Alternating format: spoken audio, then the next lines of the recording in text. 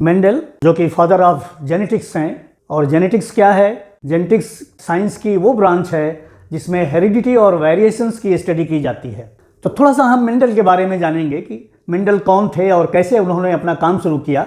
Mendel का जो life time है वो 1822 से 1884 तक था, और वही करीब करीब समय था चार्ल्स डार्विन का।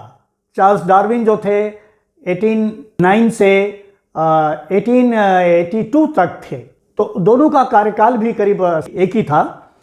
तो चार्ल्स डार्विन ने इवोल्यूशन की थ्योरी दिया था, और उनको ऐसा ज्ञान नहीं था, उसमें साइंस डेवलप भी नहीं थी। तो चार्ल्स डार्विन ने कहा कि ये जेम्यूल्स हैं या पेंजीन्स हैं जो बॉडी के डिफरेंट पार्ट से निकल के एक जगह आते हैं, सेक्स ऑर्गन्स में आते हैं, जेम्यूल्स या पेंजीन्स जिनको कहा, और वो फिर गैमीट का फॉर्मेशन करते हैं, और फर्टिलाइजेशन के दौरान वो दोनों गैमीट्स जो पेंजीन्स को कंटेन करते हैं वो फ्यूज़ करके फिर मेल और फीमेल सेक्स ऑर्गन्स डेवलप करते हैं, और फिर उससे कैरेक्टर्स डेवलप होते हैं मेल या फीमेल के। तो ये तो अर्ली ऑब्जर्वेशन था, साइंस का डेवलपमेंट बहुत नहीं हुआ था, बहुत सारी टेक्निक्स नहीं डेवलप थी। मेंडल जो हैं एक पेजेंट फैमिली से आते थे, एक गरीब किसान के बेटे थे जो कि गार्डनर का काम करते थे। गार्डनिंग में उनको महारत थी, और मेंडल का भी जो मन था गार्डनिंग में बहुत लगता था। तो मेंडल जिनकी बर्थ मोराविया में 1822 में हुई, और उन्होंने एक ऑगस्ट मॉनेस्ट्री ज्वाइन किया 1843 में। मॉनेस्ट्री मतलब जहाँ पर एक विशेष धर्म के लोग ग्रुप बना के रहते हैं और धर्म के लिए कुछ काम करते हैं, और वो मॉनेस्ट्री थी ब्रन में। ब्रन जो कि ऑस्ट्रिया में थी। तो ऑस्ट्रिया में वो मॉनेस्ट्री थी जिसमें मेंडल ने अपने को एज प्रीस्ट या मॉन्क उसमें इस्टेब्लिश किया। इस समय उसको कहते हैं ब्रनो, जो कि चेकोस्लोवाकिया में है। और इसके बाद थोड़े समय के बाद मेंडल जो है एक यूनिवर्सिटी ज्वाइन किए, वियना यूनिवर्सिटी, जिसमें उन्होंने नेचुरल हिस्ट्री और मैथमेटिक्स में स्टडी करना चाहा, और उसमें उन्होंने अपनी शिक्षा लिया। 2 वर्ष तक उन्होंने मैथमेटिक्स और नेचुरल हिस्ट्री में अपनी स्टडी किया वहाँ पर। मेंडल इसके बाद फिर उस अपने मॉनेस्ट्री में लौट के वापस आए। वैसे तो वियना में वो टीचर होने के लिए एक एग्ज़ाम दिए, सर्टिफिकेट एग्ज़ाम टीचर बनने के लिए, लेकिन वो उस सर्टिफिकेट एग्ज़ाम को पास नहीं कर पाए, और पास नहीं कर पाए तो एक टेम्परेरी पोजीशन उनको टीचर की मिली। लेकिन उनकी रुचि बहुत ज़्यादा अधिक थी गार्डनिंग में, तो अपने टीचिंग के अलावा जो समर में उन्हें छुट्टियां मिलती थी, उस समय वो अपने एक्सपेरिमेंट्स, हाइब्रिडाइजेशन, प्लांट हाइब्रिडाइजेशन के वो एक्सपेरिमेंट्स करते थे। और उसी दौरान उन्होंने अपना जो एक्सपेरिमेंट किया, उनका बेस बहुत साउंड था मैथमेटिक्स के कारण, तो उन्होंने अपने एक्सपेरिमेंटल डाटा को खूब अच्छे ढंग से कलेक्ट किया और उसको मैथमेटिकल शेप दिया। और मैथमेटिकल शेप देके उन्होंने एक पॉपुलर लेक्चर तैयार किया, और उस पॉपुलर लेक्चर को उन्होंने डिलीवर किया ब्रन नेचुरल हिस्ट्री सोसाइटी में। उस सोसाइटी में उनका ये पॉपुलर लेक्चर पढ़ा गया, और पढ़ने के बाद उसकी जो प्रोसीडिंग होती है, एनुअल प्रोसीडिंग होती है, उसमें 1866 में वो पब्लिश हुआ।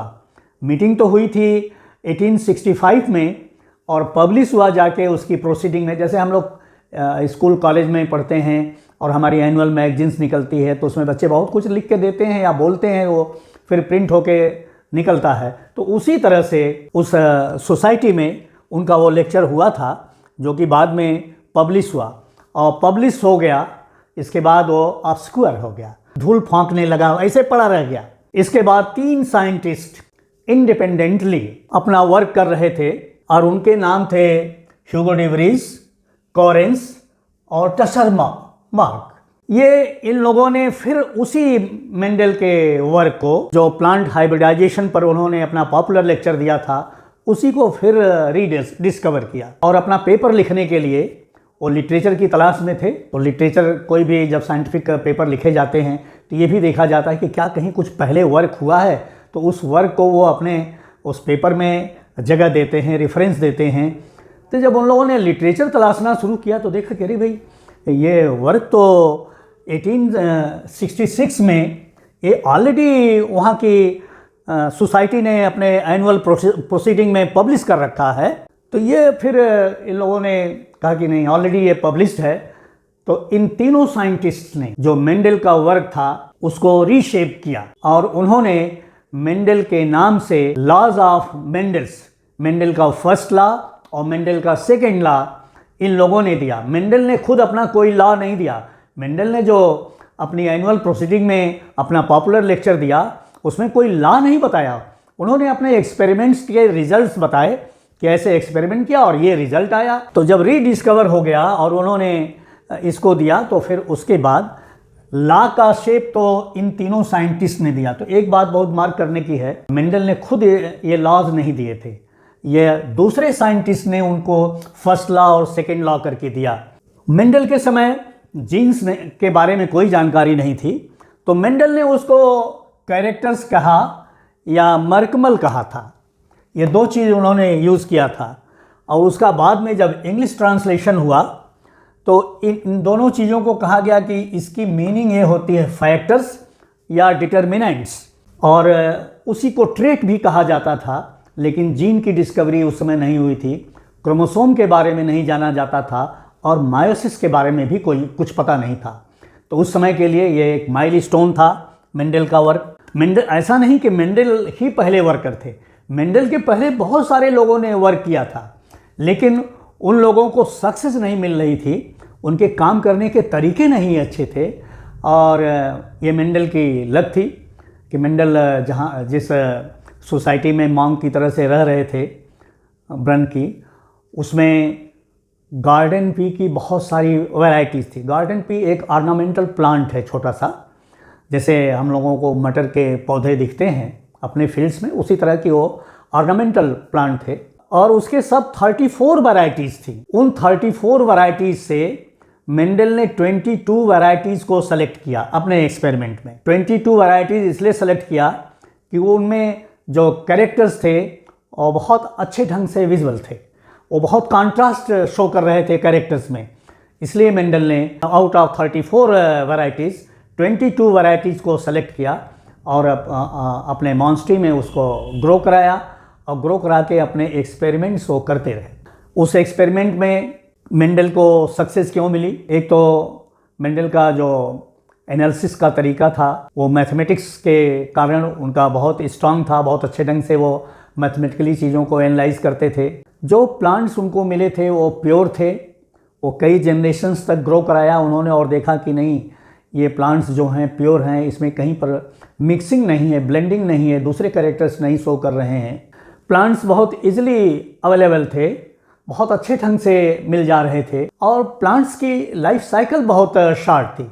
तो किसी भी एक्सपेरिमेंट करने के लिए कुछ चीज़ें देखी जाती हैं कि वो हमें हमारे एक्सपेरिमेंटल एनिमल्स या प्लांट्स इजीली अवेलेबल हैं या नहीं, उनकी लाइफ साइकिल शार्ट है कि नहीं, छोटा है कि नहीं, और वो कॉस्ट कितना इन्वॉल्व कर रहा है। तो महंगा भी नहीं होना चाहिए, लाइफ साइकिल भी शार्ट होना चाहिए और इजीली अवेलेबल भी होना चाहिए। तो सारे गुणों के कारण जो गार्डन पी थी उसकी लाइफ साइकिल जल्दी कंप्लीट हो जा रही थी, उस पर एक्सपेरिमेंट करना इजी था। और मेंडल ने एक काम और किया कि मेंडल के पहले के जो वर्कर्स थे उन्होंने लिया इन्हीं सब प्लांट्स को, लेकिन वो उसमें कई कैरेक्टर्स ले लेते थे। तो कई कैरेक्टर्स और कॉन्ट्रास्टिंग नहीं होते थे, तो उनके एक्सपेरिमेंट्स के रिजल्ट्स जो थे वो अच्छे ढंग से इंटरप्रेट नहीं हो पाते थे। तो ये मेंडल की लक थी कि मेंडल को प्योर प्लांट्स मिले और मेंडल एट ए टाइम एक कॉन्ट्रास्टिंग पेयर को लेते थे, जैसे लंबा पौधा है और छोटा ठिगना पौधा है, सीड का शेप राउंड है या सीड का शेप जो है व्रिंकल्ड है। तो इस तरह से एक एक कैरेक्टर को लेके उसके कॉन्ट्रास्ट को ये स्टडी करते थे और उस पर अपने एक्सपेरिमेंटल डाटा को वो इंटरप्रेट करते थे। जीन की डिस्कवरी तो नहीं हुई थी, और जीन की डिस्कवरी देखिए जॉनसन ने 1909 में किया। उन्होंने सबसे पहले जीन का नाम दिया और 2009 में उसकी 100 एनिवर्सरी मनाई गई और बेंजर ने इसका फाइन स्ट्रक्चर दिया जीन का।